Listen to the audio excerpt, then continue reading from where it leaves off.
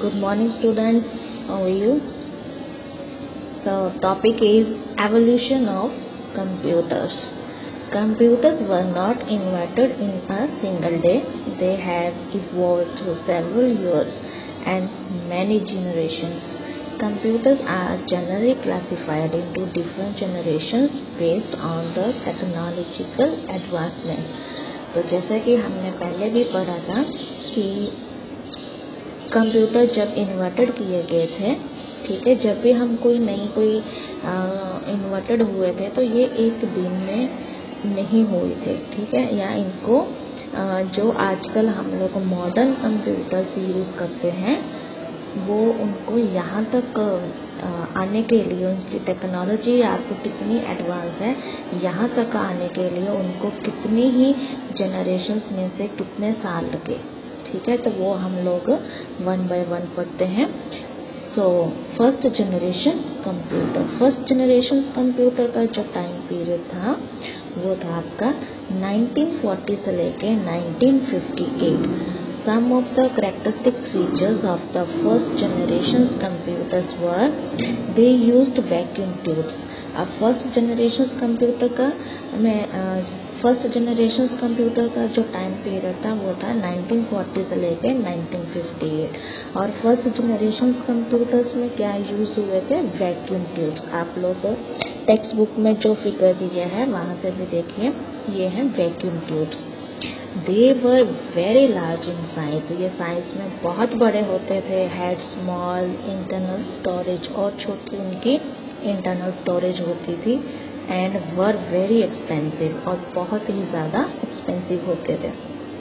Input was based on punch card and paper tape. इनमें जो हम लोग इनपुट देते थे वो बेस थी पंच कार्ड और पेपर टेप के। Some examples of the first generation computers are as follows. सबसे पहले है Mark 1. Mark 1 computers. Mark 1 was designed by Howard H. Aiken in the year 1944. तो Mark 1 जो कंप्यूटर था ये इन्वर्टेड किया गया था, किसने करा था? Howard H. Aiken ने in the year 1944.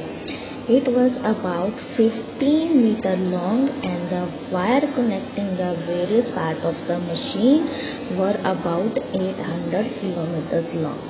तो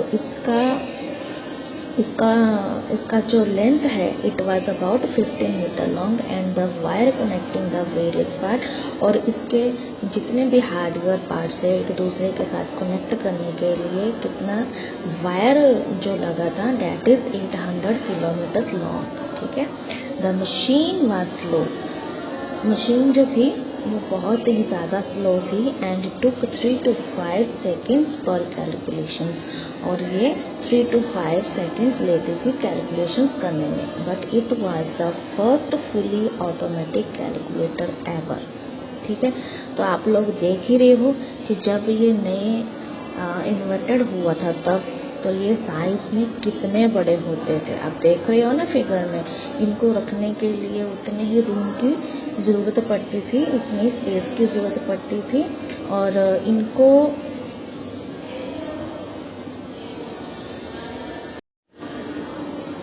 आगे है ENIAC का full name electronic Numerical Integrated and Computer.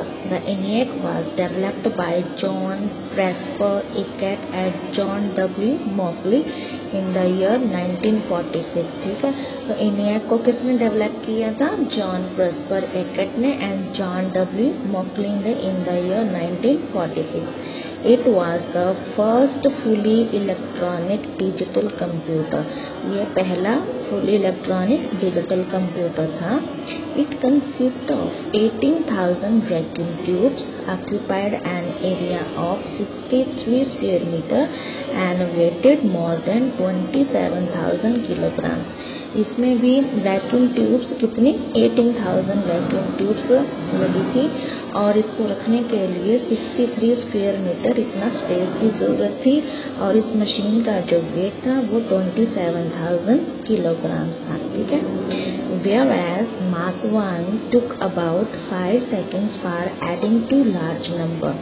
जबकि हमने आप भी पढ़ा है कि मार्क 1 जो था मशीन जो थी वो बहुत ही स्लो थी, वो कैलकुलेट करने में 5 सेकेंड लेती थी एडिंग टू लार्ज नंबर, जबकि जो ENIAC है ये 200 माइक्रो सेकेंड लेता था कैलकुलेट करने में। तो थोड़ा सा जो स्पीड है कंप्यूटर की वो यहाँ पे बढ़ गई थी।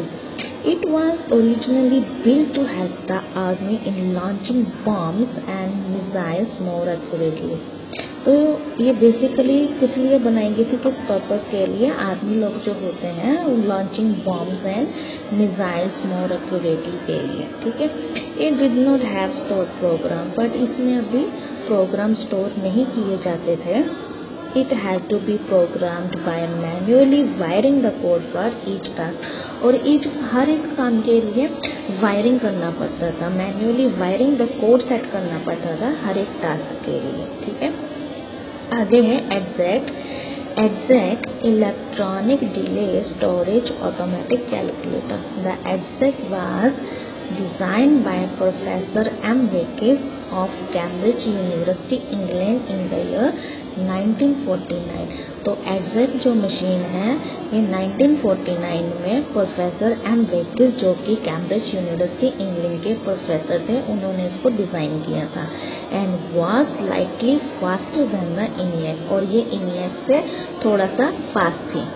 It weighted approximately 6000 kilograms। इस मशीन का जो वेट था वो कितना था? 6000 kilograms and occupied an area of 20 square meters, ठीक है। और ये कितना एरिया ऑक्यूपाइड करती थी? 20 square meter। It was the first electronic computer that used stored program, ठीक है। ये पहला कंप्यूटर था जिसमें हम लोग प्रोग्राम जो थे वो स्टोर करा सकते थे। आगे क्या है? EDVAC electronic discrete variable automatic computer, ठीक है। The EDVAC was proposed by John P. Eckert and John W. Mauchly in 1944, even as the ENIAC was being developed। EDVAC जो था ये बनाया था जॉन पी एक्बर ने और जॉन डब्ल्यू मॉकली ने 1944 में, ठीक है। जबकि इन दोनों ने पहले ENIAC का डेवलप कर चुके थे। जॉन वॉन न्यूमैन जो थे who also gave the concept of store program, जिन्होंने ये कंसेप्ट दिया था प्रोग्राम स्टोर का, joined them later to help in designing the EDVAC। It was completed in 1948। और इस कंसेप्ट को उन्होंने किस में जोड़ दिया? EDVAC में, जो कि ये मशीन बन के रेडी हुई थी 1948 में।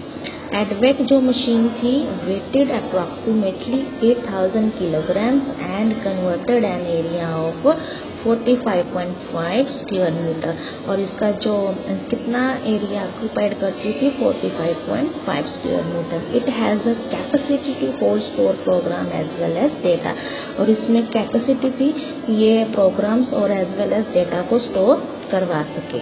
आगे है UNIVAC 1 universal automatic computers.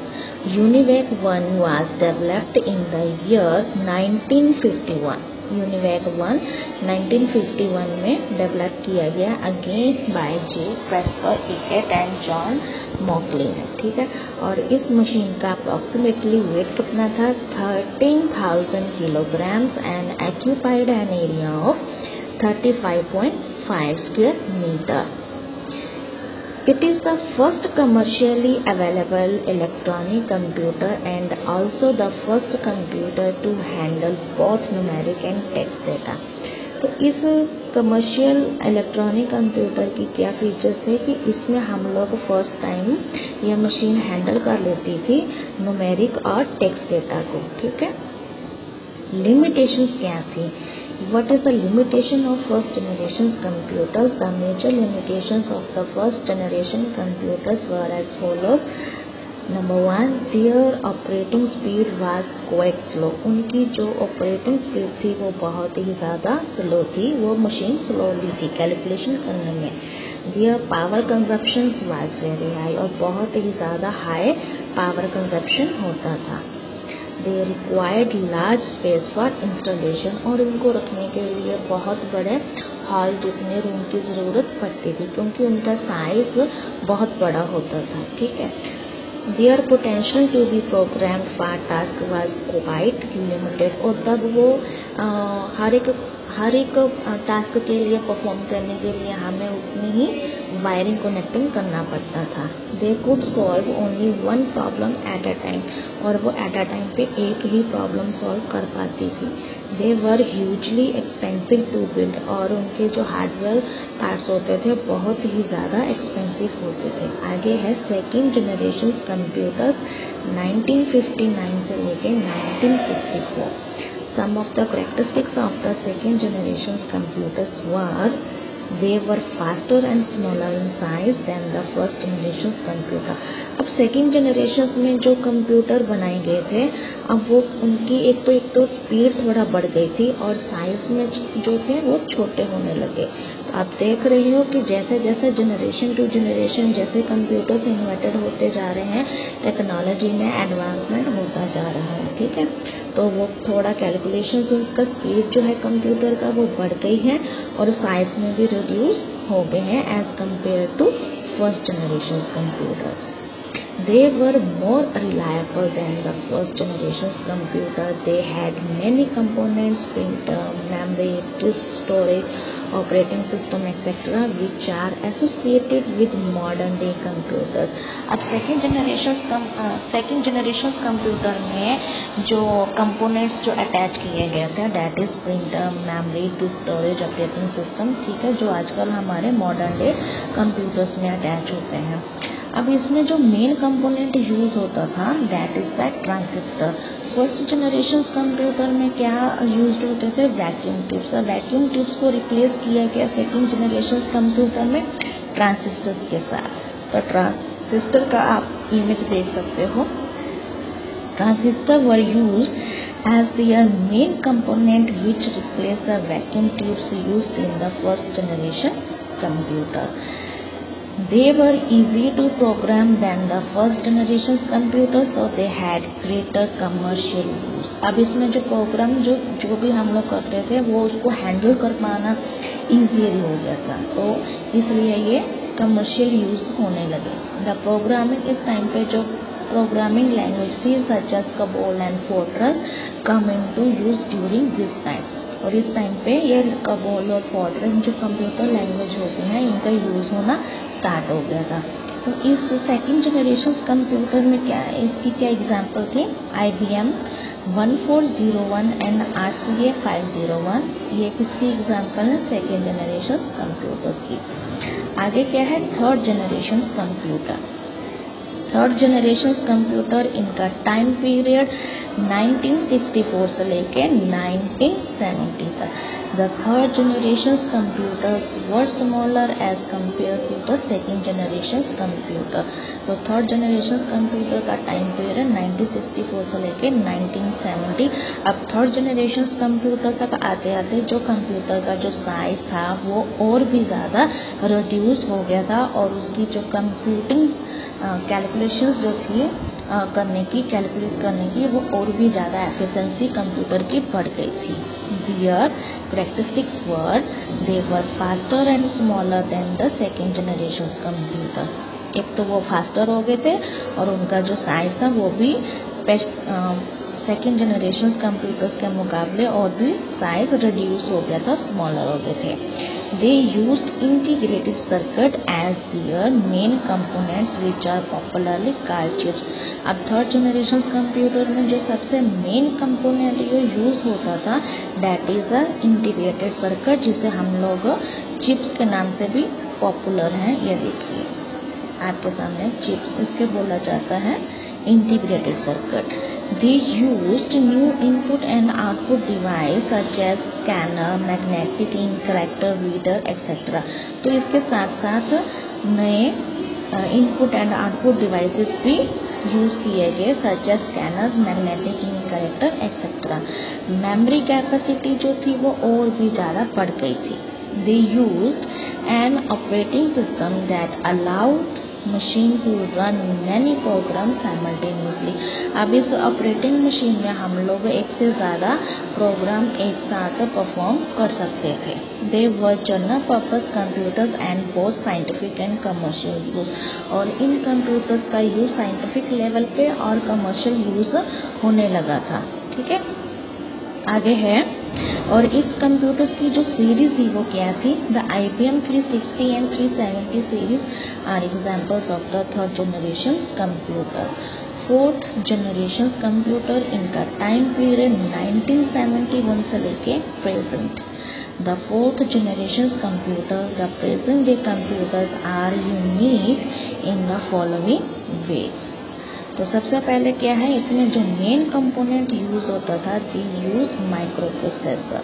Micro processor का मतलब, माइक्रो का मतलब छोटा साइज में, और प्रोसेसर का मतलब ऑपरेट करवाने वाला, प्रोसेस कराने वाला. तो इसका नाम क्या है? दे माइक्रो प्रोसेसर. दे यूज माइक्रो प्रोसेसर, जो कि आजकल हमारे टैबलेट में, हमारे स्मार्टफोन में, सभी में यूज होता है. ये उसकी जो स्पीड होती है कंप्यूटर की, that is depend on microprocessor. ठीक है, a type of very large scale integrated circuits which contain all the component of the CPU on a single chip.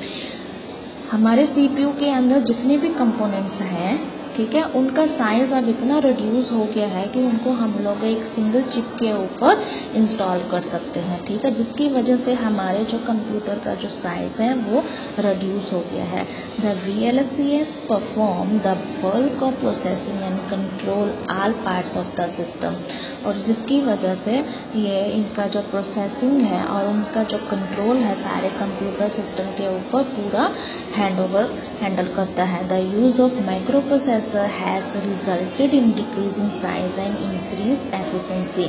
Micro processor का यूज करने से उसका जो साइज है computer का वो कम हो गया, और इसका जो काम करने की जो क्षमता है, एफिशिएंसी है कंप्यूटर की, बहुत ज़्यादा बढ़ गई. They have much greater computing power and storage capacity than the earlier generations computer. अब इसकी जो स्पीड है वो और भी ज़्यादा अच्छी हो गई, हाई कंप्यूटिंग पावर, और उसका जो स्टोरेज कैपेसिटी है पुराने जनरेशन्स के मुकाबले और भी ज़्यादा अच्छा, और भी ज़्यादा बड़ा हो गया storage capacity. They use improved storage device that are cheaper than the earlier one. और इससे जो स्टोरेज डिवाइसेस थे जो पहले जनरेशन में बहुत ज़्यादा एक्सपेंसिव होते थे, अब वो थोड़ा चीपर हो गए थे. They can be linked together network. अब कंप्यूटर्स को आपस में हम लोग नेटवर्किंग के द्वारा हम लोग लिंक करा सकते थे, डेटा शेयर करा सकते थे. ठीक है, तो इसकी जनरेशन की एग्जाम्पल्स क्या हैं? IBM PC and Apple Macintosh are example of fourth generation computer. ठीक है, आजकल in addition to the desktop computers nowadays, laptop, palm-tops and tablets which can be carried anywhere with ease have become very common. आजकल जो हम लोग अपने घरों में या अपने ऑफिस में जो भी हम लोग लैपटॉप्स, palm-tops, टैबलेट यूज़ करते हैं, they are portable. उनको हम लोग कहीं भी लेके जा सकते हैं और कहीं भी इसका यूज़ कर सकते हैं. ये आजकल बहुत ही कॉमन है. ठीक है, fifth generation computer. The fifth generation computers are referred to as super computers. हम लोग इन्हें सुपर कंप्यूटर के नाम से भी जानते हैं. Super computers have very high storage capacity, extremely high speed and the ability to carry out highly sophisticated operations such as weather forecasting.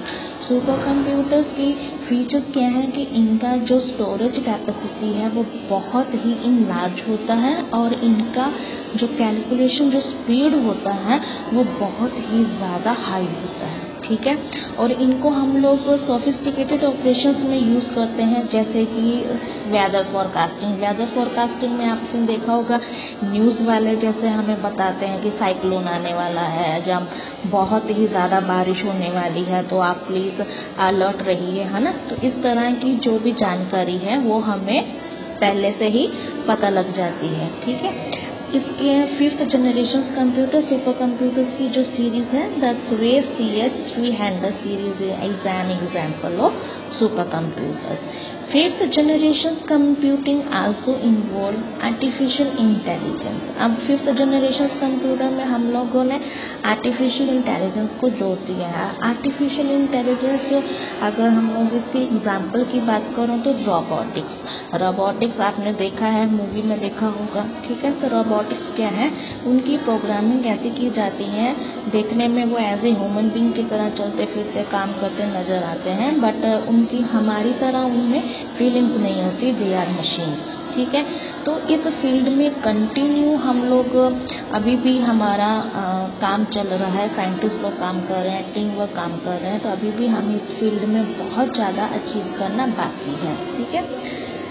Artificial intelligence is a branch of computer science that aim to create computer that can think, behave and react in the same way as human do, ठीक है।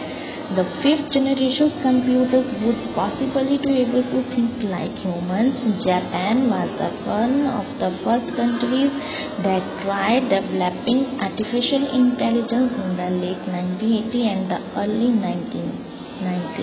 Japan जो है उसने इस field में बहुत try कर रहा है, बट अभी तक वो सक्सेस नहीं हो पाया। Even today we have achieved only limited success. अभी भी हमने बहुत ही कम अचीव किया है, इस फील्ड में हमें बहुत सारा अभी अचीव करना बाकी है। However scientist believe that bye 2030 we would be able to have machines that equal the complexity of a human brain, ठीक है। तो इस फील्ड में अभी भी साइंटिस्ट लोगों का ऐसा मानना है कि 2030 में हम ऐसे ही मशीन्स टेक्नोलॉजी एडवांस कर लेंगे कि वो एज ए ह्यूमन बीइंग की तरह, दिमाग की तरह काम कर सकेंगे। तो ये रहा आपका टॉपिक जनरेशंस ऑफ कंप्यूटर।